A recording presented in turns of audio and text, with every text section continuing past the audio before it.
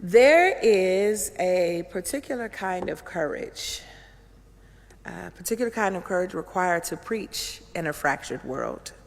A courage that does not hide behind abstraction, that does not seek refuge in vague spiritual language, but that dares to name what is real. A courage that tells the truth about racism, about power, about the ways faith has been both a balm and a blade. And perhaps most difficult of all, a courage that calls people, not out there, but in the room, into transformation. That kind of preaching is not easy work. It is costly work. It is the work of those who understand that the gospel cannot be proclaimed faithfully if it refuses to confront the conditions that fracture human dignity. It is that kind of courage, that kind of commitment that brings us to yet another phenomenal moment into this introduction. It is indeed my great honor to introduce not only a respected scholar and teacher, but someone I consider a friend and a comrade in this work, Reverend Dr. Carolyn Browning Helsel. Dr. Helsel serves as associate professor in the Blair, Monie Distinguished Chair in Homiletics and as director of the Faithful Preaching Project at Austin Presbyterian Theological Seminary. Her work sits at the urgent intersection of preaching, race, and the formation communities willing to tell the truth about both. Her books, Preaching About Racism, A Guide for Faith Leaders, and Anxious to Talk About It, Helping White Christians Talk Faithfully About Racism, have become essential resources for clergy and congregations navigating the often fraught terrain of racial discourse in the church. Named Book of the Year by the Academy of Parish Clergy, these texts do more than offer strategies. They name the emotional, theological, and communal dynamics that surface when we dare speak honestly about race. What I appreciate deeply about Dr. Helsel's work is that she does not romanticize this process. She understands that conversations about racism are often marked by resistance, fear, fragility, and fatigue. And yet, she insists that faithful preaching does not bypass that discomfort. It shepherds people through it. She invites preachers to engage not only the content of what we say, but the relational and emotional landscapes in which preaching is received. In many ways, her work complements and challenges our broader conversations in homiletics. If some of us are pressing into questions of embodiment, how marginalized bodies perform the word in the face of interlocking oppressions, then Dr. Helsel presses us to consider how those who have been formed within systems of dominance must learn to hear, to speak, and to be accountable differently. She reminds us that prophetic preaching is not only about amplifying silenced voices, it is also about disrupting the habits of hearing and responding that sustain injustice. Her voice is one that calls the church to maturity, to a faith that is not afraid of the truth, to a preaching practice that refuses avoidance, and to a discipleship that understands that reconciliation without reckoning is not gospel. And beyond her scholarship, those of us who know her know that she carries this work with deep pastoral care, intellectual rigor, and an unwavering commitment to the possibility that communities can change, that people can grow, that preaching, when done faithfully, can indeed be a site of transformation.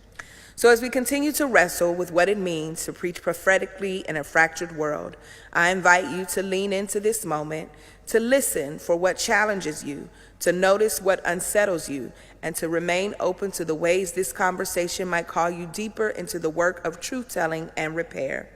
Please join me in welcoming my friend and comrade, Reverend Dr. Carolyn Browning Helsel.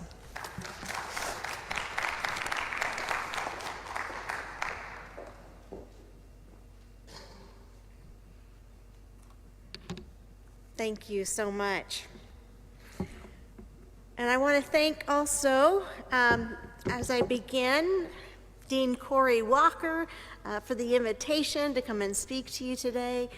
It's a great honor and privilege to be able to stand and lecture in the same room where Martin Luther King gave a speech at Wake Forest. And I especially want to thank Dr. Melva Sampson who was the reason that I went to study where I went to study for my doctoral program. Here was someone who I wanted to work alongside and to learn from. There's plenty of professors and books that you can learn from in your studies, but colleagues who are on the same journey with you that may be lifelong friends. So thank you, Dr. Sampson, for allowing me to count you among my friends. I also want to thank the donors of the Mac Bryan preaching series. This is a great testimony to a legacy. We are not the first to be talking about prophetic preaching. This is something that you all have been engaging a long time, so thank you. So today's topic is prophetic preaching in a fractured world.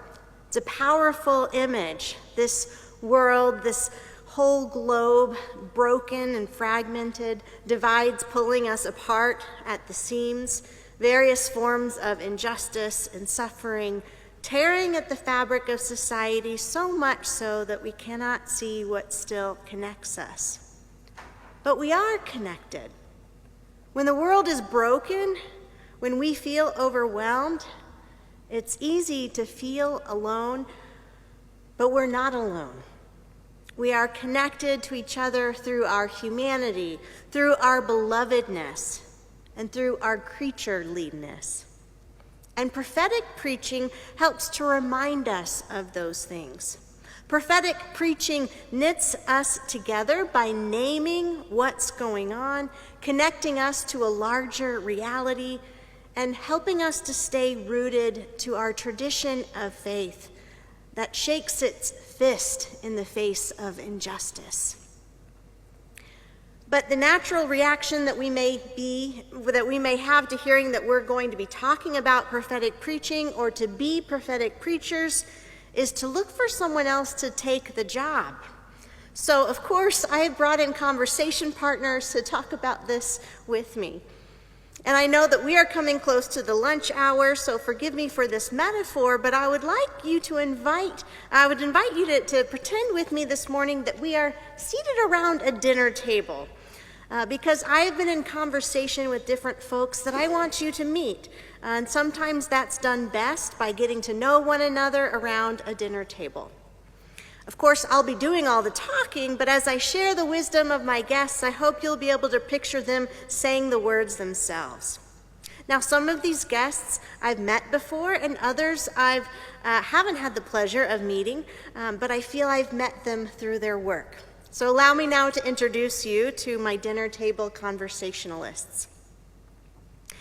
The first is Reverend Dr. Christine Marie Smith, a retired homiletician who taught for over 2 decades at United Theological Seminary of the Twin Cities in Minnesota, and her book, Preaching as Weeping, Confession, and Resistance, Radical Responses to Radical Evil, was a powerful word published in 1992 when it came out, addressing the injustices of ableism, ageism, heterosexism, sexism, racism, and classism.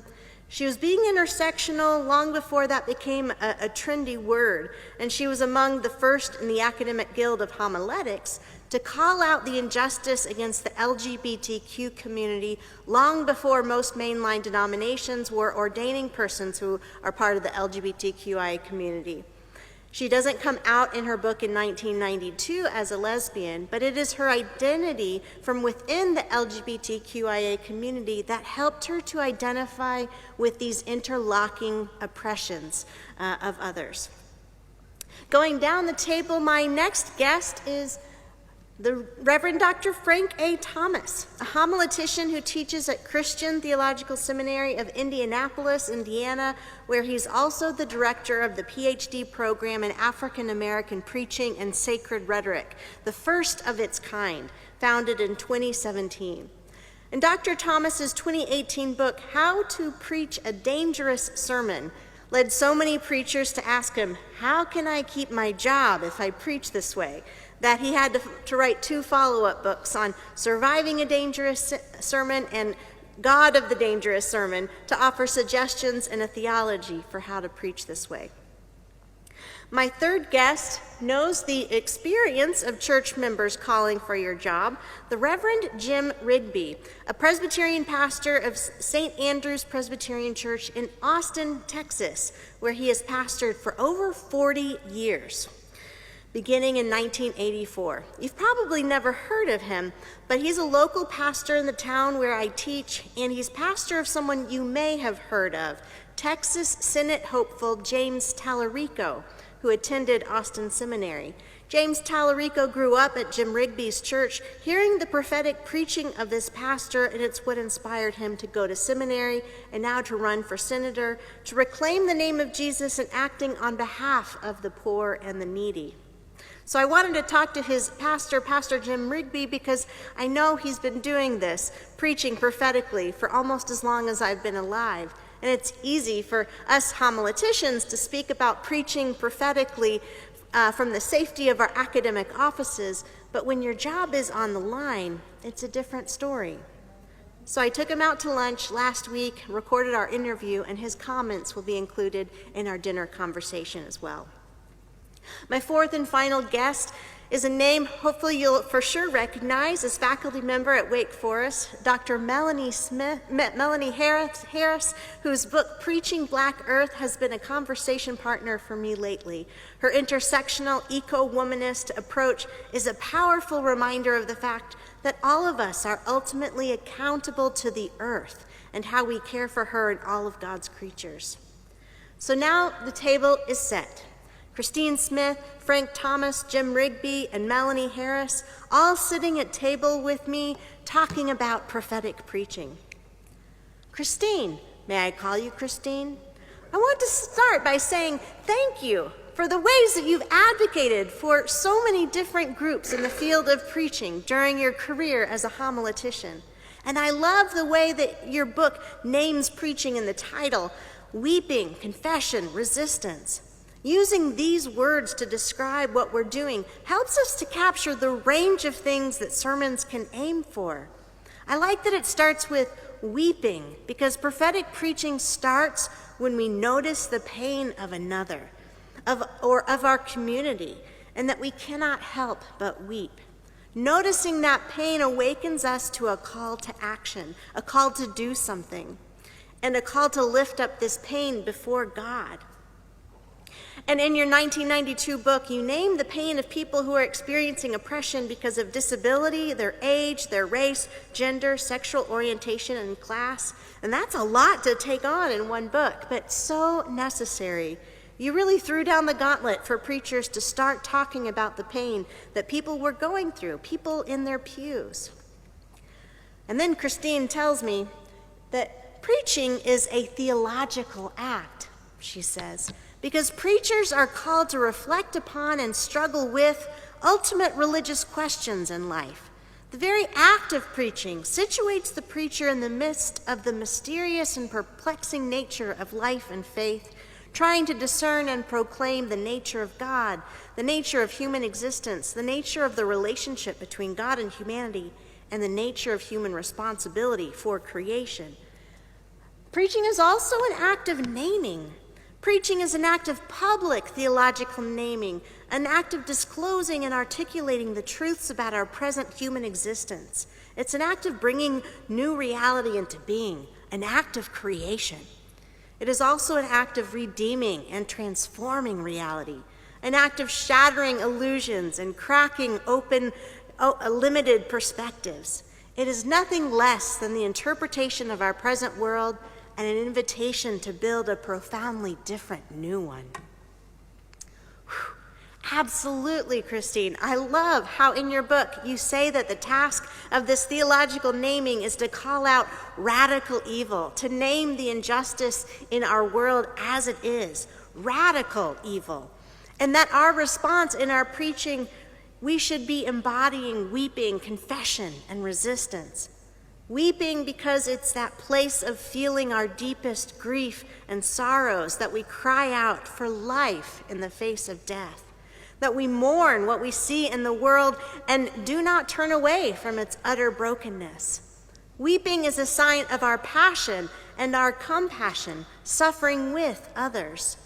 And in confession, we name the truth of the world and our complicity in that radical evil, not to induce guilt or to spout what you call immobilizing moralisms, but to speak the truth about life and faith with clarity and courage, an act of confession that heals, confronts, and enlivens. And then Christine reminds me that preaching must also be resistance, because weeping and confession are not enough. She says that preaching must also be resistance. Resistance is not just our reaction to the evil we experience and participate in, but it is our stand against it.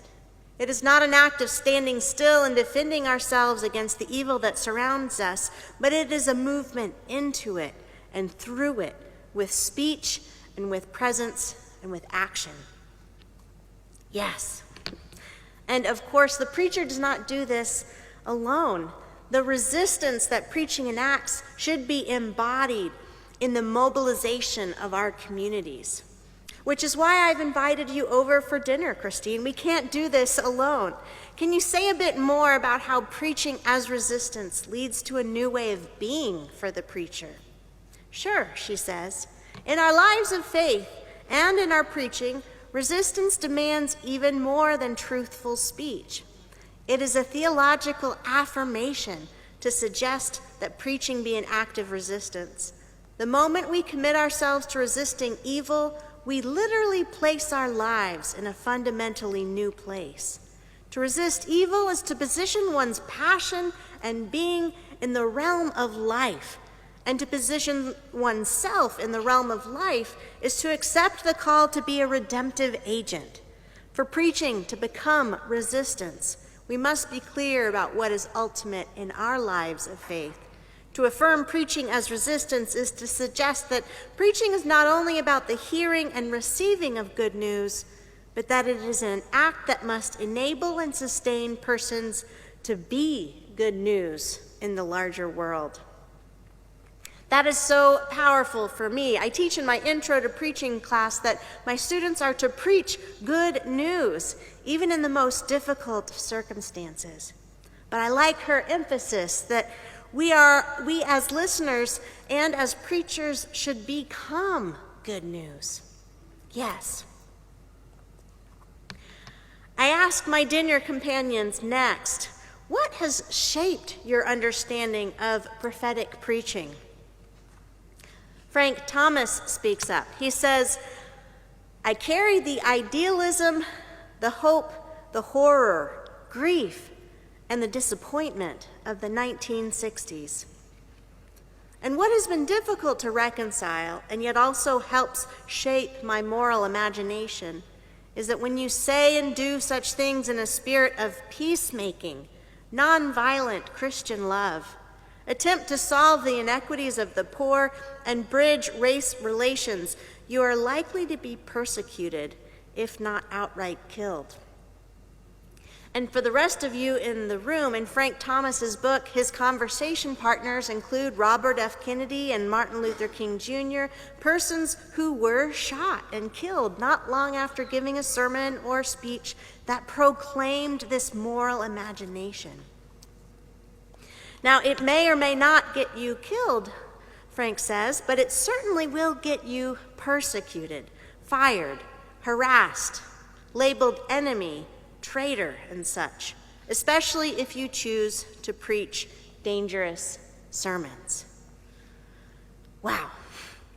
I can only imagine what it was like for you, Frank, to grow up in the 60s, to see all of this powerful change, and then the backlash and the violence.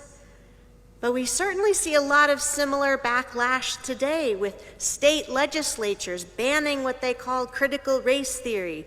They don't want us to talk about race or racism at all. Prophetic preaching is risky. A lot is at stake with prophetic preaching, especially when you're calling out and calling for something that others are wanting to keep silenced.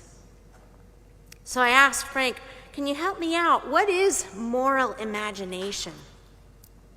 He says moral imagination is the ability of the preacher in the midst of the chaotic experiences of life and existence to grasp and share God's abiding wisdom and ethical truth in order to benefit the individual and common humanity. And if I do not preach from moral imagination, something vital in the nation and in my person is lost. If at least some of my sermons are not dangerous, I lose a piece of my integrity. Exactly. Preaching prophetically has something to do with our own personal sense of integrity, our own sense of wholeness. That if we do not preach in a way that names what is going on in our world and pointing to God's grace-filled action, then we are losing pieces of ourselves. This sounds like something that I heard from Jim Rigby during my interview with him last week. So I turned to Jim and asked him if what we're hearing, if this resonates with his own reasons for preaching in ways that others have called political.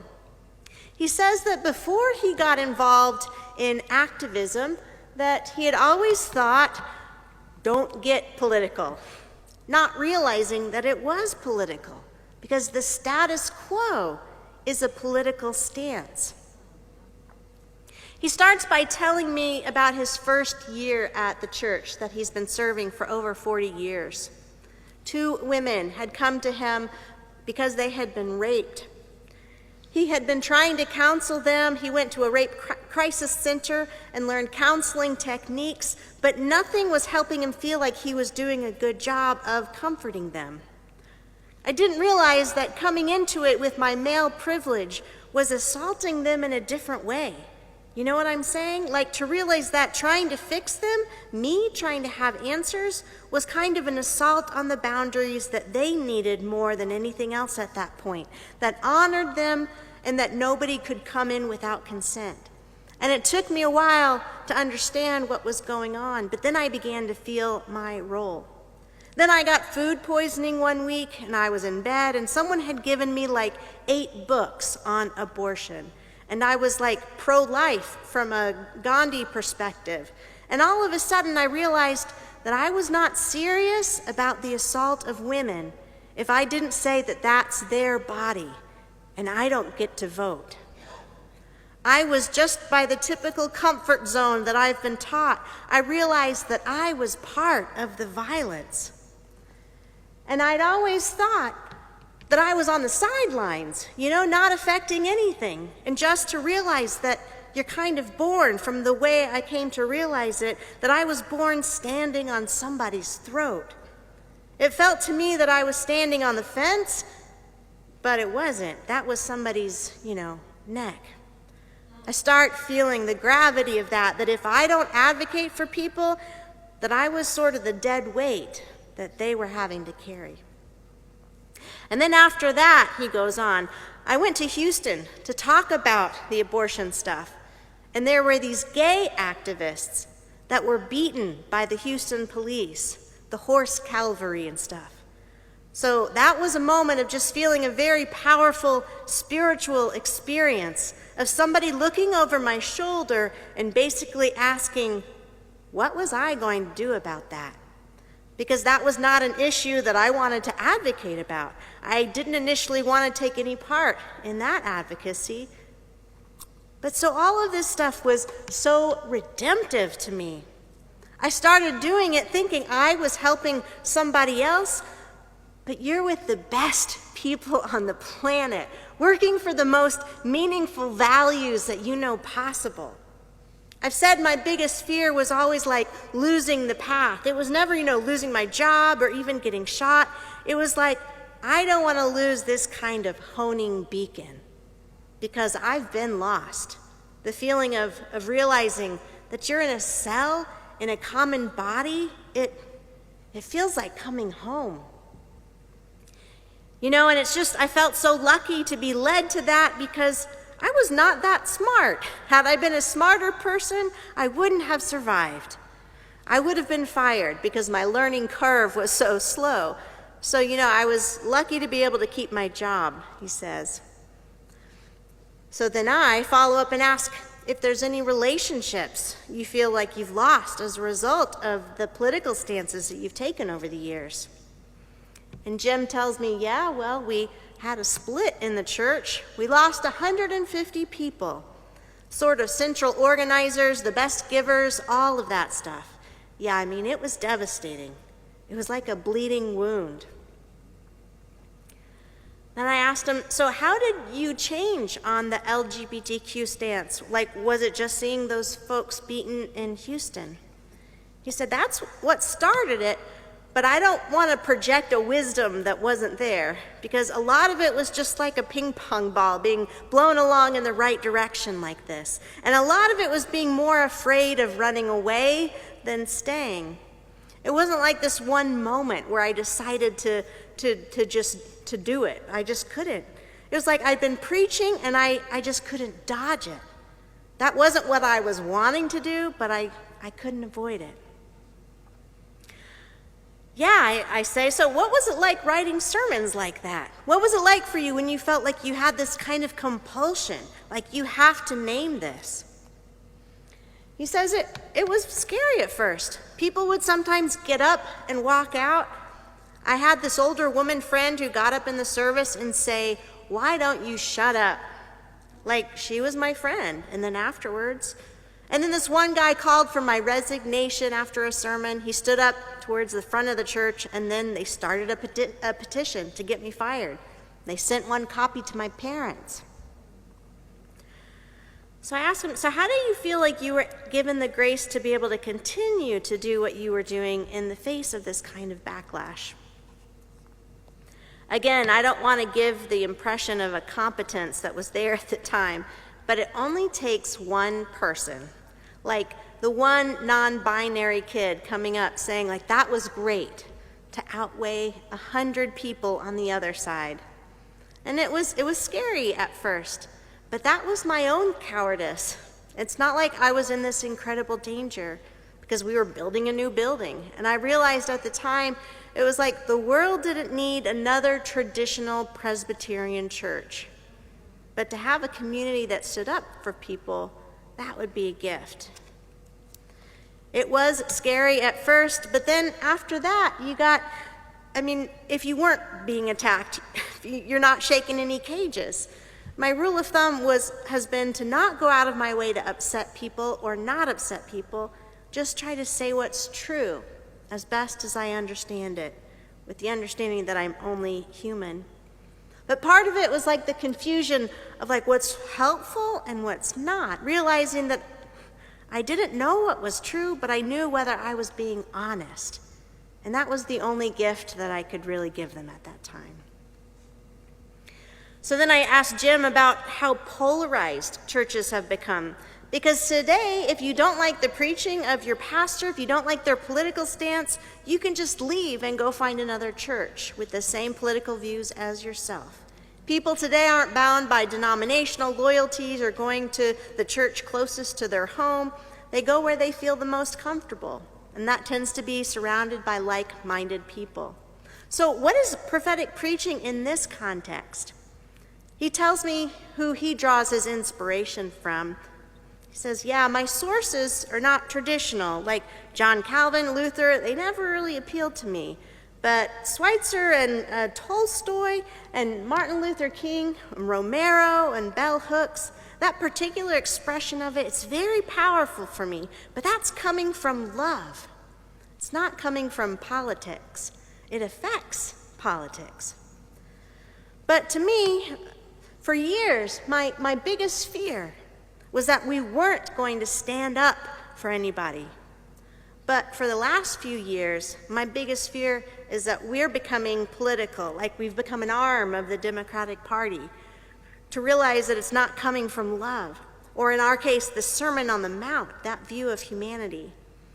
That's why we have an art display. If it's not coming from beauty and empathy, then it has a cruelty and a cost to it that's not intentional. But justice comes from feeling another person's pain and having the reason to figure out what you've got to do collectively. But if you don't feel bad, if you're just mad at the oppressor, then that's not helpful. I thank Jim for talking with me, and I say, you know, what you're talking about makes me think about what are the places that we go to help us heal in the midst of all of this, because this is a lot to carry the pain of one another. But it reminds me of the powerful work of Melanie Harris, whose work connects the pain of human communities to the pain of the earth, and how we have to root our activism in care for the planet. In one of her essays in Preaching Black Earth, she says, as Alice Walker and Bell Hooks remind us, especially for Black women and Black communities, it is central to remember that our healing is deeply woven into the healing of the earth. Our healing from internalized and externalized forms of oppression, racism, classism, sexism, our healing from homophobia, transphobia, even our healing from racial trauma and intimate relational violence is connected to how we connect to the earth, put our hands in the soil, listen, and fight for environmental justice. And she quotes from Bell Hooks, "When we love the earth, we are able to love ourselves more fully."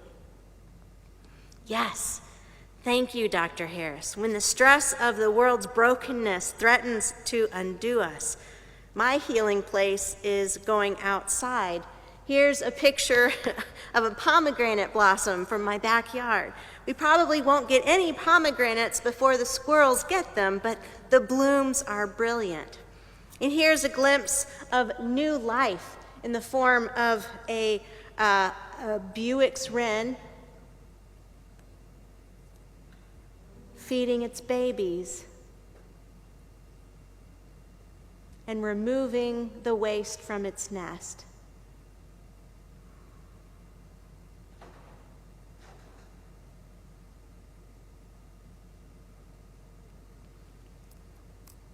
A beautiful reminder of life's resilience in the face of all the woes of the world.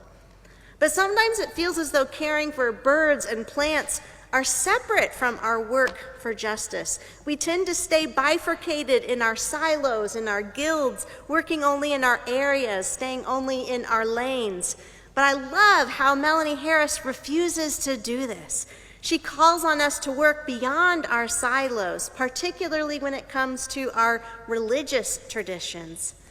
She says, I urge religious thinkers, scholars, and practitioners to stop allowing doctrinal differences and religious conflict to set them apart from one another. Rather, allow the particularities of our religious traditions to infuse and inspire one another for the sake of earth justice. Dr. Harris, I love how you draw from the meditative practices of Buddhism to talk about ways to have conversations with people who come from different backgrounds. You imagine having your own table conversations, perhaps, in your own areas, and bringing these conversations into your preaching. Because through prophetic preaching, we can bring in the voices of others so that we may all listen more deeply to them.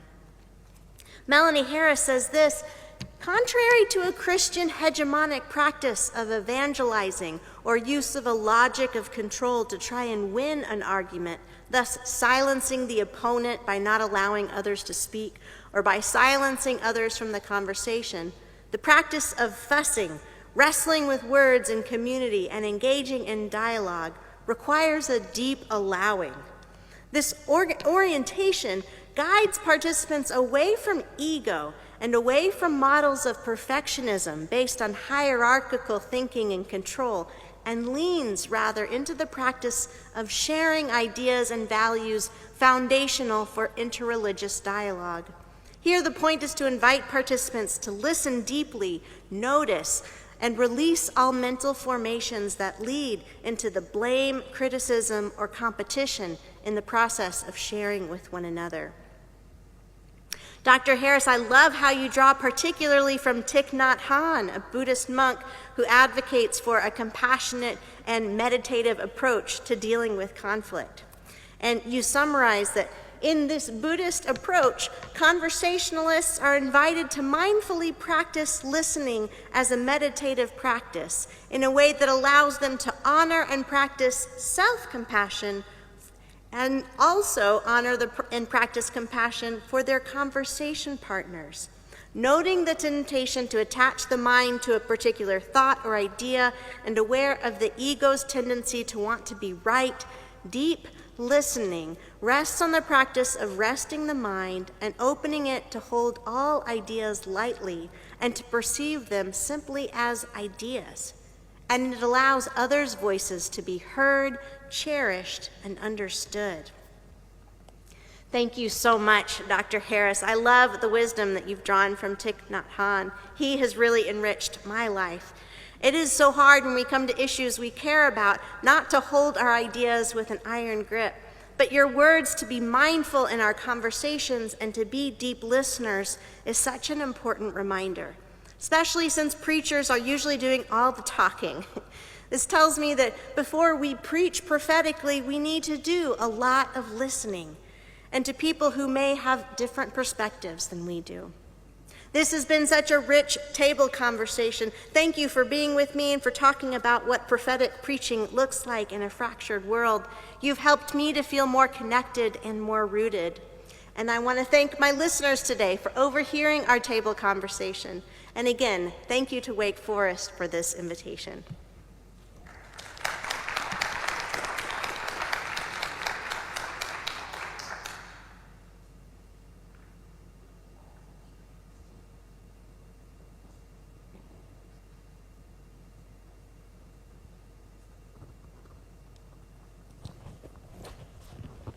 Thank you, friend, for presenting to us an unconventional and yet powerful. I wish that many more of us would take license. And so you are a great follow-up to our colleague Lise in this conversation about prophetic preaching in a practice in a fractured world. So sit back, get comfortable, just two friends having conversation. I want to ask you, I want to start because you used and brought in other voices which are so valuable and important, and now I want to center your voice. I want to center you, and I want to invite you to consider, or at least the way that I think of how you've spent much of your work helping the church talk about racism honestly.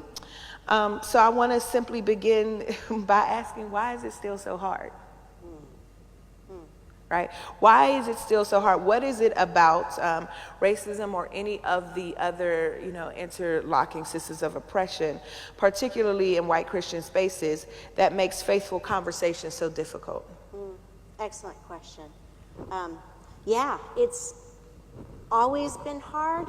And when I started doing my research, trying to figure out what was making it so hard, back in 2008, I was doing a part-time THM and bringing together some resources, and a lot of what I picked up on was some of that anxiety of being afraid of saying the wrong thing, or just the assumption that, well, we don't need to talk about racism because A, it's over, and B, we don't have any racists in our church. That kind of assumption.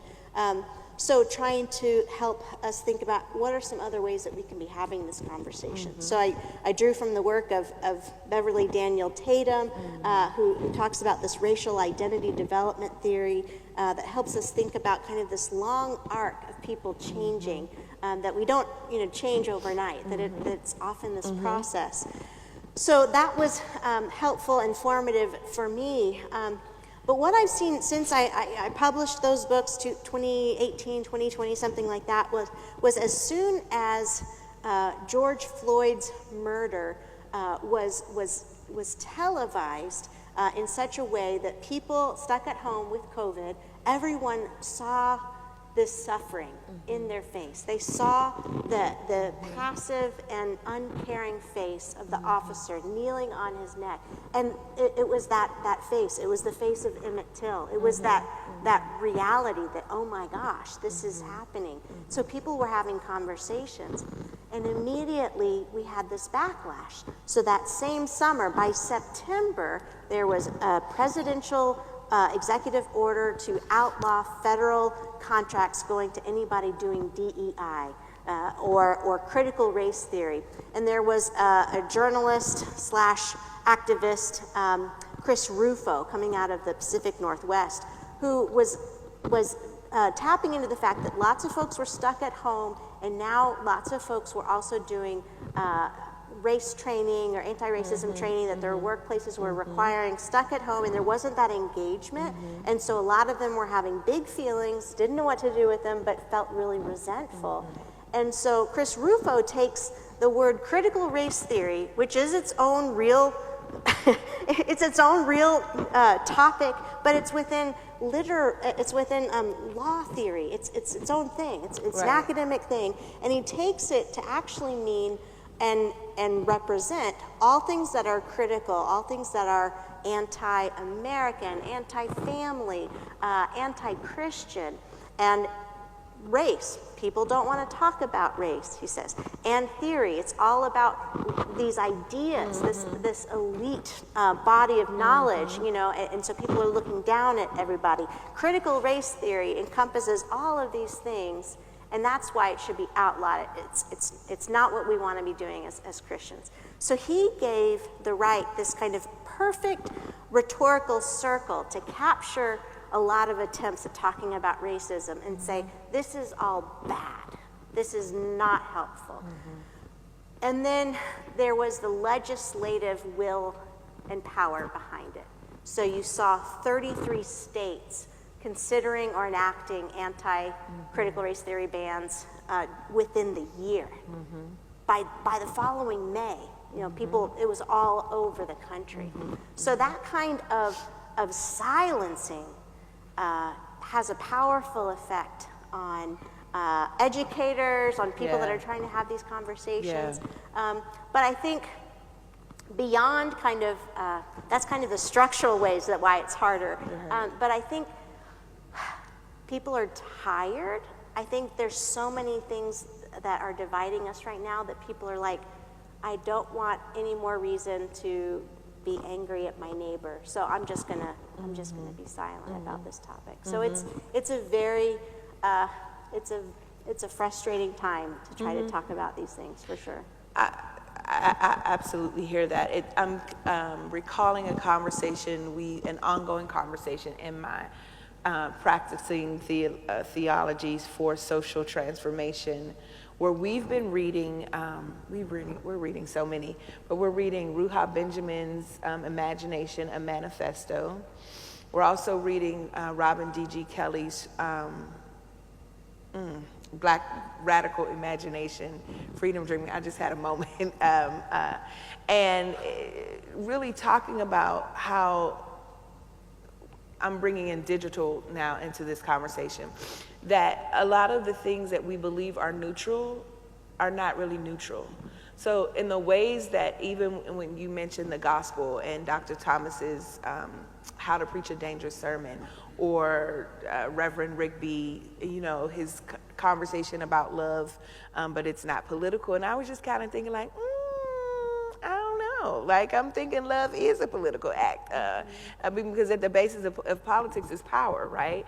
And so there is a way in which I think people mean, this is not a partisan political act, but there's a way, I'm wanting your take, that we water down, or that because we're afraid, so we sidestep around this conversation around, politics. And so instead of politics, then let's say prophetic, in the ways that the gospel is prophetic and demands and calls us. So in this moment, this particular moment is about formation, right? So what would you say, in your words, what does faithful prophetic formation look like in this moment?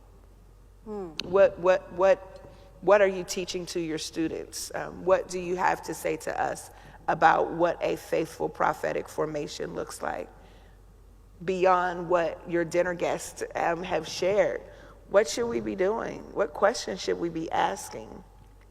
How should we be performing? My initial response is to go outside and look at your ground. Learn about the soil that you have.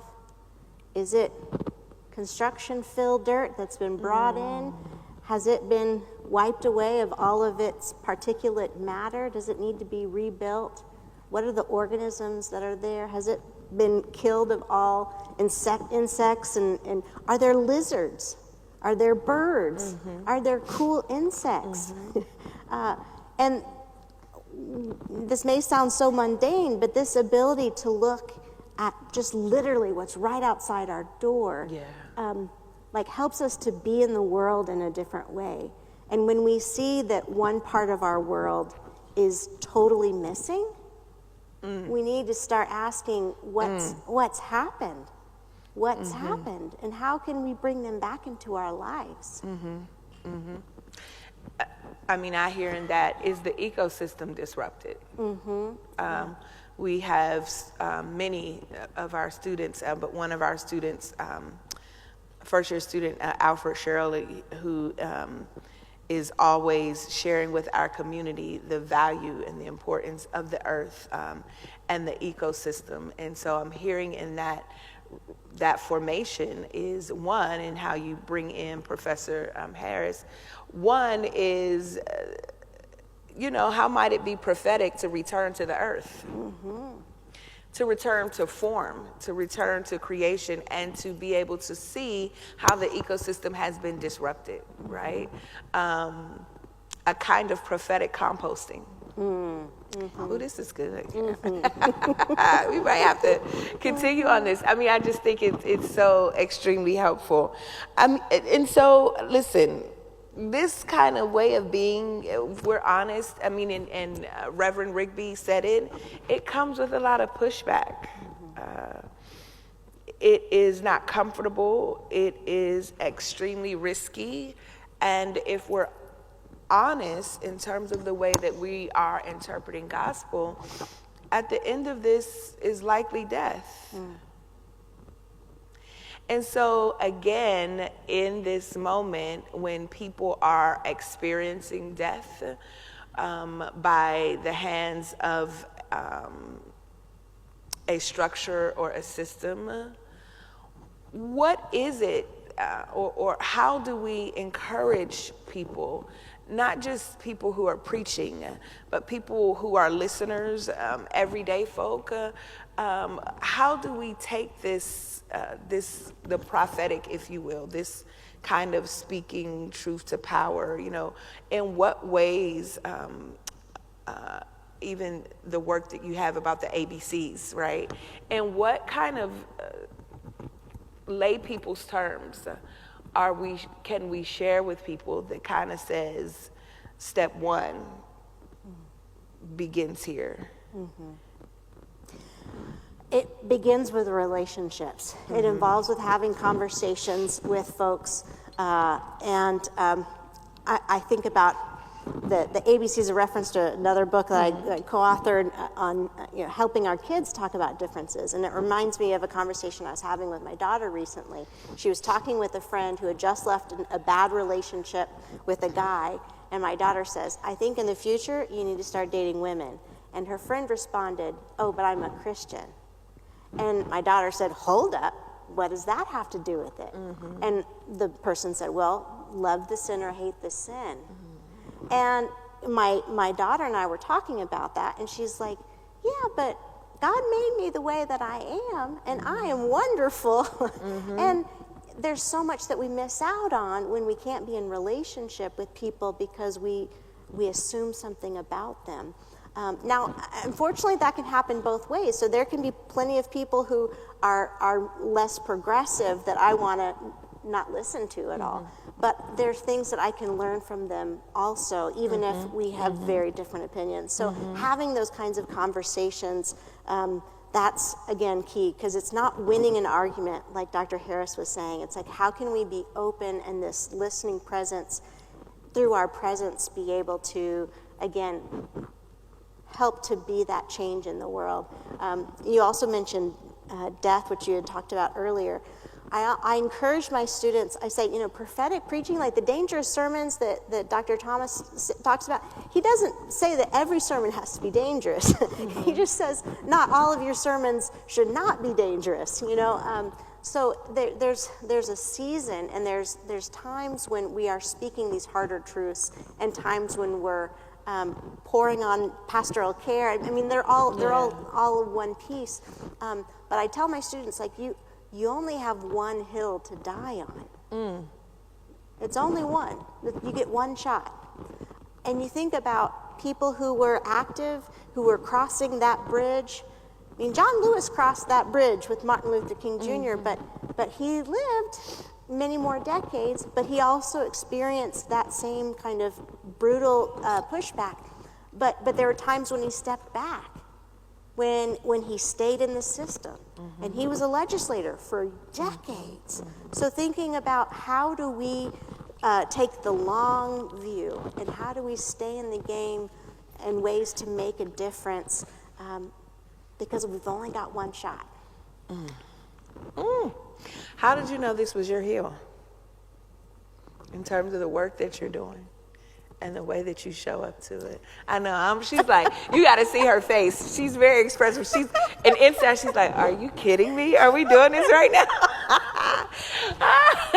I guess, and I'm asking because I think you were in that class. I won't mention names, but a particular class or moment. If you weren't in the class, you were definitely, the story, where we were in a class and we were engaging French post-structuralism, which is why when Lise was talking about in her chapter, I was like, oh my goodness, triggered, right? Because I was kind of sitting there trying to catch on, or catch on is not the word, just like this is not how I would speak about this particular subject. So this is not how I enter, right? And I remember the question was, hey, Melva, are you getting this? Are you, remember that? Are you getting this? Are you with us? That was the conversation.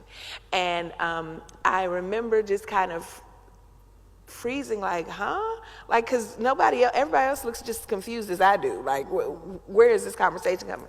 And that you and others later on, we began to have this conversation, which I'm naming because, the academy is also a fractured world, right? And I'm naming that because there was a way in which the risk of speaking not simply on my behalf or for me, but simply speaking at all as to why this question was problematic, as to the historical problems, with this line of questioning. And so and because I know how your work begins, I'm wondering, what that was an example of you climbing the hill, right? You didn't die on that hill, but you absolutely was like, I'm going to climb this hill with her. And so as you are preparing and shaping preachers and a preacher yourself in the prophetic, when did you know that it was a hill? How did you identify your hill, that it's this? And, that kind of Esther conversation, and if it happens here, it happens here, but I will no longer be silent about this. Well, I think it's for all of us a process, but I did have this one moment. When I was in college, people didn't think I should be ordained because I'm a woman, and I struggled with this internalized sense of doubt.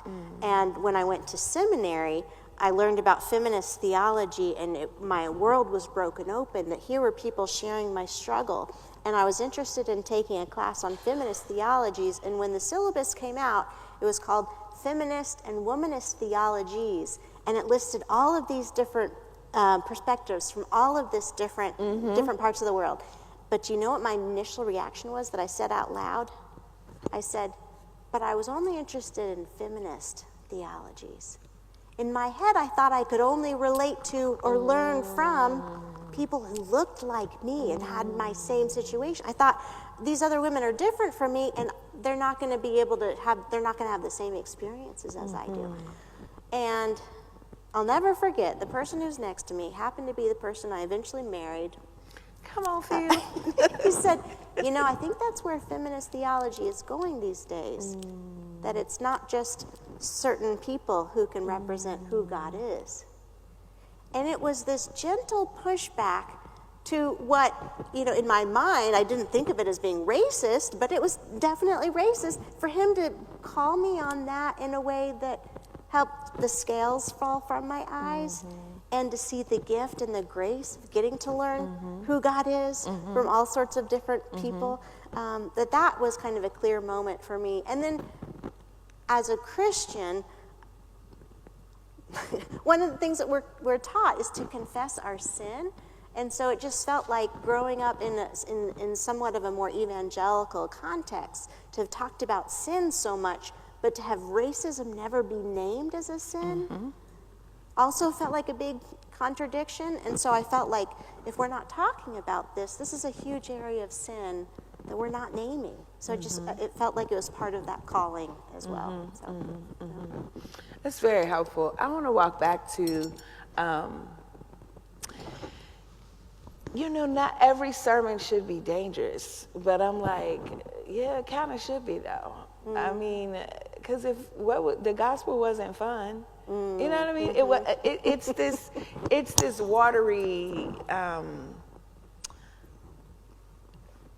making folks feel good, like the ways in which people, again, want to sidestep the hard, the tragic, and I don't see you doing that. A few months back, we had a lecture honoring the presence of our colleague, Dr. Alton B. Pollard III, and the theme of that conversation was hope in a fractured world. So even in all that we are engaging, I want to know in the work that you're doing, is there hope? Are you finding hope? If so, where is it? Is there hope in the prophetic? Can prophetic and hope coincide? Is prophetic just, is it just speaking truth to power? Just where is hope in that for you? Yeah. I'm so glad you asked, because I really wanted to lift up joy in this conversation, and thinking about the conversations that you get to be part of. It really is such a rich conversation when you get to hear what people are doing and how the world can be changed in these small ways. Just hearing the kinds of differences that local pastors are making. That to me brings me a lot of joy. And the image of a dinner conversation where we're feeding one another, we're attending to our bodiliness, really names that, like, in this care and this mutuality and this learning from one another, there is joy, and delighting that, yes, in the midst of all of the fractures, like, there's a wholeness here that we can live into and breathe in and love while we can. In some of the other work I do, doing grant work, I'm working with lay preachers who are people that are, late in life, who are maybe second career, third career, fifth career, or still working, or are retired, who are taking the mantle of these very itty-bitty small congregations that they've been a part of for decades, seeing that the church needs to live. And they give me a lot of hope. The gay pastor who's a lay preacher now in his 60s or 70s, who lived in rural Texas, these kinds of differences that different folks can make, that gives me a lot of hope. And again, being outside and seeing these signs of life can be so persistent. If you've lived through the heat of a Texas summer, you're amazed that anything can survive out there. But these live oak trees with their gnarled limbs that are weighed down with pounds and pounds of weight of bark and branches, yet they're still putting out and keeping these leaves in the midst of this dry, deadly heat. It just reminds me that, yeah, life is very persistent, and it doesn't go away even when we throw our worst at it. And so for that, I'm very thankful, and it gives me joy and reminds me that, yeah, we get to be part of it for as long as we get to be part of it. That's a beautiful place for us to pause and give thanks for Dr. Carolyn Helsel, Browning Helsel, for being with us today.